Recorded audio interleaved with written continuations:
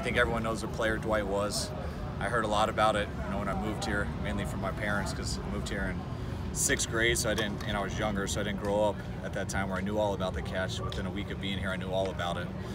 Spent 6th grade, 7th grade, and 8th grade as a ball boy up there, where I got to spend a lot of time with Dwight. Him and Vinny were working in the pro department, and those were two guys I hung around a lot, and I just know how great of a person he was, where everyone else knows the player he was. And over the last year, just being here, being able to see him a number of times up in the building, got to talk to him last on draft day last year, and hasn't changed a bit. Such a good person, so special to this place. And we had Keenan talk to the team a little bit about him today to tell him what type of guy he was, and just to hear how he was in the locker room.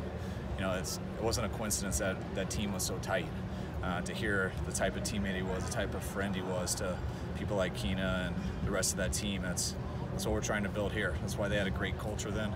Started out with great people, starting with Dwight, and that's what we're trying to emulate. And got a lot of respect for that guy, and he's going to be greatly missed. I was kind of their guinea pig, and they'd send me on errands, and they'd all have golf carts and make me race next to them, and I'd have to run, and I'd always lose. And I think I entertained them a lot, and I just looked up to all of them, and it was really, you didn't know it at the time, but now that I'm older and I look back on that stuff had a huge impact on who I am now, and I feel very fortunate to be able to grow up around people like that, especially him.